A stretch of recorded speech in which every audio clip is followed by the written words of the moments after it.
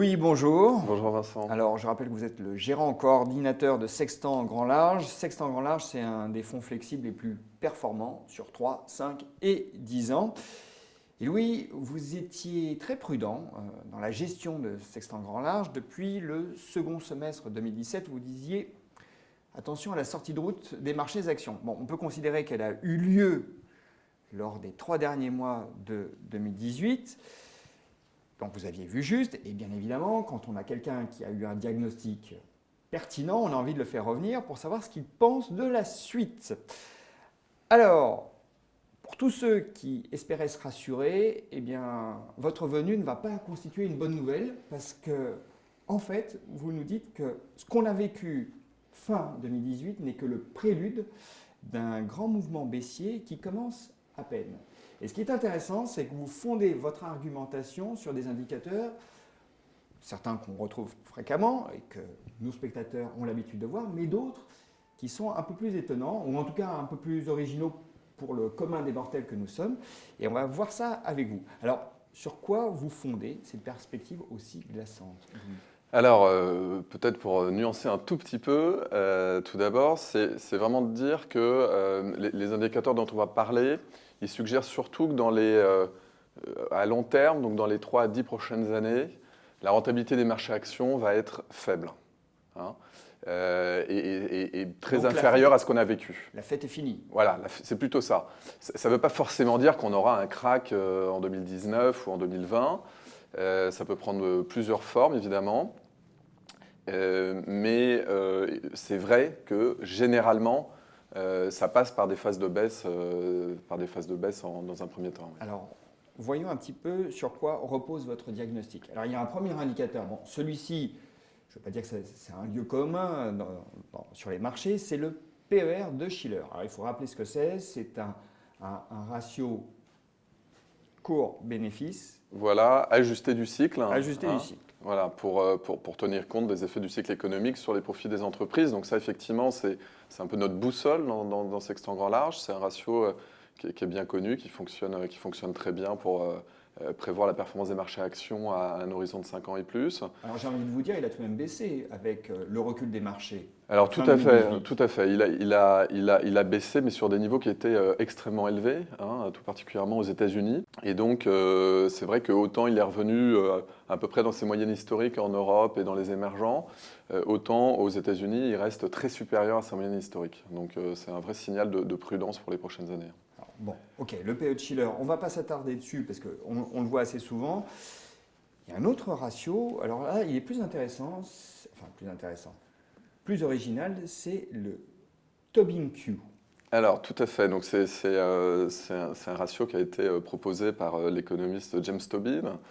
Et en fait, c'est un ratio qui consiste à comparer la capitalisation boursière du marché américain à ce que ça coûterait théoriquement pour remplacer l'ensemble des actifs dont sont dotées les entreprises américaines. Donc, c'est un peu une comparaison de la capitalisation boursière avec une sorte d'actif net réévalué, si vous voulez. Hein. Donc le fantasme et le réel, c'est voilà, un peu ça. Voilà, exactement. Et en fait, c'est un ratio qui est, comme le PR de Shiller, hein, fonctionne très bien pour prévoir la performance du marché action sur moyenne longue période. Et aujourd'hui, il donne un signal qui est tout à fait cohérent hein, avec le PR de Shiller, c'est-à-dire qu'on est sur des niveaux aux États-Unis qui sont historiquement élevés et qui, en ce qui concerne le Tobin Q, n'ont été dépassés qu'au moment de la bulle de 2000. Donc ça, c'est un facteur d'alerte. Voilà. Encore une fois, généralement, on a une correction après. Généralement, on a une correction après, tout à fait. Ok, donc on ne se rassure pas et on va encore s'inquiéter davantage avec le taux de détention par les ménages américains d'actifs financiers. Alors tout à fait. Donc ça c'est un ratio. On regarde dans le patrimoine financier des ménages quel est le pourcentage d'actions qu'ils détiennent. Et en fait, ça c'est historiquement, d'un point de vue statistique, c'est même l'indicateur des 3 qui marche le mieux. Hein. Donc c'est un indicateur particulièrement intéressant, même s'il n'est pas très fondamental, c'est plutôt du sentiment. Alors là, vous nous faites froid dans le dos parce qu'on est tout de même sur des niveaux très élevés. Donc là, c'est pareil, effectivement. Comme pour le Tobin Q, hein, c'est des niveaux qu'on a dépassés qu'en 2000, et sinon, on est au plus haut niveau historique. Et donc, de la même façon, c'est un bon prédicteur de la performance des marchés actions à 5-10 ans. Et donc là, le message, c'est le même que tout à l'heure, c'est de dire la rentabilité du marché action de la 5-10 ans aux États-Unis devrait être faible. Et donc, est-ce que ça sera un peu un self-alarm Grampala ou est-ce que ça passera par des fortes corrections boursières? Ça, l'avenir nous le dira. Bon, alors, trois indicateurs de long terme qui nous envoient le signal que ça ne va pas être la fête, très bien. Il y a aussi des niveaux de transactions qui sont un peu inquiétants. Non, non, tout à fait. Voilà, dans les indicateurs un peu plus court terme, un peu plus sentimentaux, il y a effectivement ce qui permet de mesurer un peu l'appétence au risque, qui est très élevé quand même ces derniers temps. Il y a effectivement les volumes de transactions et puis les valorisations des transactions. Donc, si on regarde ce qui se passe dans le côté, on a été à des niveaux records au premier semestre de l'an dernier pour les OPA. Alors justement, on a un graphique qui s'affiche. On est à plus de 16 fois. Oui, alors dans certaines zones, en Asie notamment, il y a eu des transactions extrêmement élevées. Voilà, mais dans l'ensemble du monde, on est à plus de 12 fois les EBITDA sur les OPA. Et la norme, historiquement, c'est plutôt combien? La norme, historiquement, était plutôt autour de 10. Donc là, on est quand même nettement au-dessus. Si on regarde, par exemple, dans le non-coté également, c'est un peu les mêmes signaux. Dans le non-coté en Europe, on a atteint en 2018 des niveaux records de valorisation pour les transactions dans le non-coté à près de 10 fois l'excédent brut d'exploitation. Donc on est au-dessus des pics de 2007 et c'est évidemment lié à de la dette pas chère, mais c'est là aussi, ça montre que le risque n'est pas vraiment pris en compte par les acteurs financiers. Et ça, c'est quelque chose d'incontournable sur le marché, c'est quand le risque n'est pas pricé correctement, on le paye à un moment ou à un autre. Oui, et puis ça s'était fait un peu de autoréalisateur, c'est-à-dire que plus on oublie le risque, plus dès qu'il y a un moment, un catalyste qui va rappeler aux gens que en fait, l'économie est cyclique, que les profits peuvent baisser, etc., du coup, il y a cette espèce de rattrapage psychologique qui fait qu'on va autant faire d'excès dans la crainte et la peur qu'on en a fait dans l'optimisme.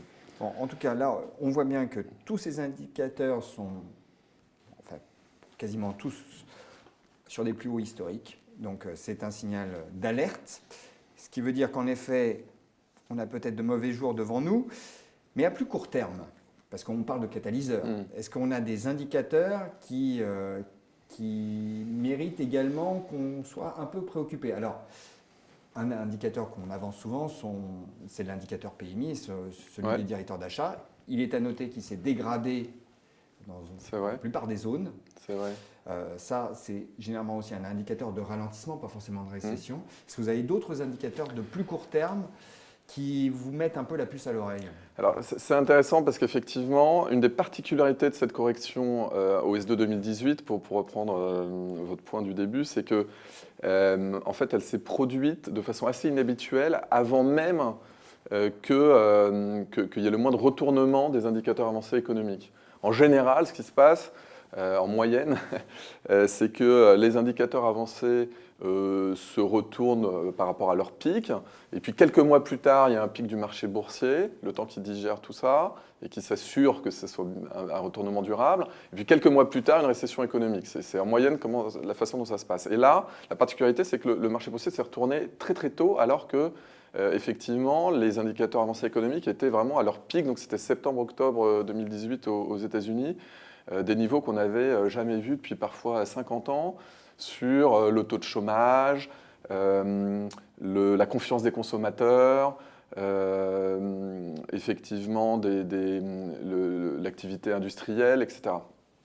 Et ce qui est intéressant, c'est que tous ces indicateurs se sont retournés ces derniers mois, ce qui évidemment prélude à un ralentissement économique probable, et donc ce qui de toute façon ne va pas être positif pour les marchés actions. Donc il y a aussi effectivement des premiers signes un peu inquiétants à court terme. Alors l'emploi, c'est pas pleinement retourné tout de même, on est sur des niveaux de chômage inouïs, tellement ils sont bas. Voilà, tout à fait. Mais il y a eu une inflexion, disons qu'on peut imaginer qu'on a vu le pic du plein emploi. Voilà, exactement. Alors, il y a le chômage aux États-Unis, mais il y a un autre indicateur que vous aimez bien, c'est le ratio hors pétrole. Alors, effectivement, c'est un ratio un petit peu original. On cherche à faire des choses dont on entend moins parler.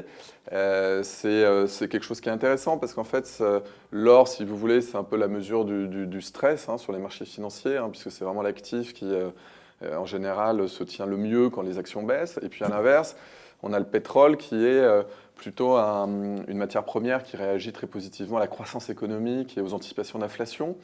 Donc c'est vrai que historiquement, quand ce ratio hors pétrole a donné des signes un peu de rupture dans son évolution, ça s'est souvent passé en début de crise. Voilà, donc c'est un peu ce qu'on voit sur le graphe. Et donc aujourd'hui, c'est un signal d'alerte, c'est-à-dire que voilà, là aussi, il n'y a aucune certitude, mais ça peut être le signe d'un début de crise et d'un changement justement de sentiment des intervenants financiers. Alors certains avancent également des facteurs de risque un peu techniques et structurels qui se rajoutent à finalement cette masse d'indicateurs. Et alors je pense que vous allez nous en parler, mais certains s'inquiètent des rachats d'actions aux États-Unis qui ont alimenté la hausse. D'aucuns disent même que la hausse procède essentiellement de ça. Est-ce que, primo, cette vague de rachat d'actions va se tarir? Et si oui, quel risque d'être le dommage pour le marché? Donc effectivement, un peu en toile de fond, il y a plusieurs facteurs qui doivent être pris en compte parce que c'est des facteurs qui ont été procycliques dans la hausse, mais qui le seront aussi dans la baisse si elle arrive. Et effectivement, les rachats d'actions en font partie. C'est vrai qu'on est depuis quelques semestres sur des niveaux records de rachats d'actions aux États-Unis. Et évidemment, c'est d'abord, un peu comme les transactions, les OPA, un signe de suroptimisme peut-être des entreprises américaines. Et puis, ce qui est inquiétant, c'est qu'en fait, ils ont été beaucoup financés par la dette. Et ça, c'est très négatif évidemment parce que d'abord, on est sur des niveaux d'endettement aux États-Unis qui sont des niveaux records pour les entreprises cotées. Donc ça, c'est quand même un facteur de risque, toutes choses égales par ailleurs dans une récession. Mais quand en plus cette dette n'a pas servi à investir dans des actifs dont la rentabilité permettront de rembourser la dette, mais qui ont été dépensés en rachat d'actions et en dividendes, on a un très beau cours de bourse, mais on n'aura pas forcément de quoi rembourser la dette demain. Donc on a acheté du vent finalement.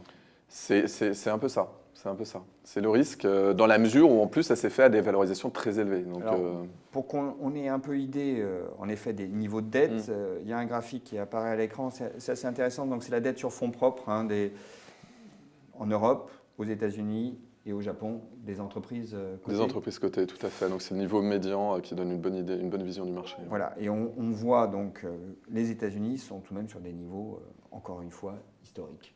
Exactement, alors même qu'on est en haut de cycle économique et que donc les profits sont plutôt au plus haut d'un point de vue cyclique. En dehors des rachats d'actions, il y a un autre facteur qui est à prendre en compte, à notre avis, c'est le niveau de marge des entreprises. C'est des tendances très longues, donc on a toujours l'impression, on a toujours tendance à penser que ça va se poursuivre pour toujours. Mais c'est quand même un point d'interrogation, c'est que on sort d'une période de 40 ans où les salaires ont été comprimés dans les pays développés et où les impôts qui pèsent sur les entreprises ont été structurellement et systématiquement baissés. Le dernier exemple le plus spectaculaire était les baisses d'impôts de Donald Trump quand il est arrivé au pouvoir, mais c'est la poursuite d'une tendance très longue. Et on voit bien aujourd'hui, par le déficit des États développés, leur niveau de dette, mais aussi par le mécontentement social qui se traduit par un peu une vague populiste partout dans les pays développés, qu'on est peut-être au bout de cette tendance. On est peut-être probablement allé trop loin d'ailleurs. Et donc ça, c'est pareil, c'est des cycles longs. Oui. Ce n'est pas pour demain matin que ça va être massif, mais disons que c'est des choses qui ont poussé la valorisation des marchés historiquement et qui, peut-être demain, à l'inverse, joueront en sens contraire, avec de l'inflation salariale et peut-être une remontée des impôts des entreprises par rapport aux ménages. Le rééquilibrage, en fait, du partage de la valeur ajoutée entre ce qu'on va appeler marxistement les masses laborieuses et le capital, finalement, entraînera une réduction des marges. Voilà, c'est en tout cas un risque qu'il faut prendre en compte, je pense. Oui. Ça ne veut pas dire, bien évidemment, que des entreprises ne seront pas rentables et intéressantes au plan boursier. Bien Mais sûr. la part du gâteau sera peut-être moindre. Tout à fait. Alors ça, c'est intéressant. Alors, vous parliez de la dette des États, ça aussi, c'est un problème, peut-être, parce que là, on s'est beaucoup focalisé sur les entreprises, mais est-ce que la dette des États, justement, avec cette nécessité de, de rembourser cette dette, n'est pas un risque supplémentaire pour les marchés actions? Donc oui, de la même façon, là aussi, on parle de cycles très très longs. Hein, Parce que vous aviez parlé de baisse d'impôts des entreprises, on peut se dire que la fiscalité des entreprises pourrait augmenter tout de même, parce que... Voilà, mais à l'inverse, il y a celle des ménages qui avait beaucoup augmenté, donc Exactement, il faudra peut-être donc on peut, baisser. voilà, Donc on il y aura, peut il y aura, il y aura imaginer des... une sorte de bascule. Tout à fait. Mais cela dit, pour rembourser la dette des États, il faudrait une augmentation globale de la fiscalité qui ne sera pas forcément possible dans des pays où les prélèvements obligatoires sont déjà très élevés. Absolument. Et ce qui est intéressant là-dessus, c'est on est vraiment dans des cycles très très longs de hausse de l'endettement public, hein, qui ont accompagné la baisse des taux d'intérêt au fil des dernières décennies. Et aujourd'hui, on a des niveaux globaux d'endettement quasiment généralisés dans les pays développés, qui sont au niveau ou au-delà de ceux qui, historiquement, ont précédé les crises de dette qui ont pu se passer. Et donc, c'est pareil, ça ne veut pas dire que demain, on va avoir une crise de la dette dans les grands pays, mais c'est évidemment un facteur de fragilité, à la fois fondamental et sentimental, parce que ça, tout le monde l'a en tête. Donc, quand il y aura des problèmes économiques, un retournement boursier, etc., un peu comme on l'a vu en 2011, même si on espère tous évidemment que ça ne va pas faire exploser le système financier, néanmoins, ça sera un facteur de risque que tout le monde aura en tête et qui créera un stress supplémentaire. Et qui pourrait plonger les marchés des actions dans la déprime. Tout à fait. Bon, Louis, si on vous écoute, là, on se dit, les actions, je fais peut-être une croix dessus pendant 3 à 5 ans, mais est-ce que c'est vraiment une chose intelligente à faire? Alors non, on ne fait pas une croix dessus. Hein. Nous, en plus, on reste très conservateur, hein, donc on ne fait jamais de grands coups de barre à se dire on se revoit dans quelques années, etc. Donc nous, notre façon d'approcher le marché action, c'est vraiment de lisser dans le temps ces points d'entrée, d'être très progressif, très linéaire. Donc aujourd'hui, dans Sextant Grand Large, on a eu des points bas à 22-23% d'exposition action courant 2018. Aujourd'hui, on est à 28%. Donc ce n'est pas non plus un message de bulle complète et généralisée comme on aurait peut-être pu connaître en 2000. Mais par contre, c'est vraiment de dire il faut être très prudent, très sélectif, probablement contrariant, parce que les prochaines années vont être des années difficiles pour toutes les raisons qu'on a évoquées. Sans compter d'ailleurs, peut-être la plus commentée, la plus évidente, c'est que même dans le cycle court de gestion des taux, les banques centrales en Europe, au Japon, n'ont pas beaucoup de munitions parce qu'on est encore en plein assouplissement quantitatif. Et même aux États-Unis, on a des taux à 2% qui, en haut de cycle, ne sont pas vraiment extrêmement confortables pour pouvoir les baisser abondamment derrière. Vous voulez dire que le pompier de service n'a plus tellement d'eau dans la citerne. Exactement. Pour éteindre l'incendie si jamais il se propage. Tout à fait, oui. En termes d'allocation, alors je sais, parce que vous êtes déjà venu sur ce plateau, qu'en ce moment, vous privilégiez plutôt dans votre portefeuille les actions japonaises. Et alors, je comprends mieux parce que j'aimerais qu'on fasse réapparaître le graphique avec la dette des entreprises rapportée à leurs actifs. Et on voit bien que les entreprises japonaises sont complètement désendettées. Donc ça, c'est... Tout à fait, c'est un facteur, toute chose égale par ailleurs, de résistance et un facteur défensif dans une éventuelle récession économique. Ce qui est intéressant aussi, c'est que les autres curseurs dont on a parlé, ils sont aussi mieux positionnés au Japon. C'est-à-dire par exemple, au niveau des marges, les entreprises japonaises ont beaucoup moins optimisé leurs marges que leurs consoeurs européennes ou américaines. Donc il y a du potentiel d'amélioration de marge qui demeure. Au niveau de l'investissement aussi, les entreprises japonaises, de plus en plus, profitent du tourisme chinois chez eux pour se faire connaître auprès des consommateurs chinois. Et beaucoup d'entre elles ont un énorme potentiel de développement en Chine et en Asie du Sud-Est pour les 5, 10, 15 prochaines années. Et enfin, je dirais que le retour aux actionnaires, qui augmente structurellement au Japon, Et on est encore à des niveaux bien inférieurs à ce qu'il est aux États-Unis, par exemple. Mais avec ce type de bilan, il va pouvoir continuer à augmenter, même si on a des crises économiques, même si on a des corrections boursières. Et donc, c'est voilà, beaucoup de facteurs de soutien qui font que sur une côte qui est très très large, et avec beaucoup d'entreprises qui sont peu ou pas suivies, c'est vraiment pour nous un terrain de jeu fantastique. Bon, on note votre prédilection pour le Japon.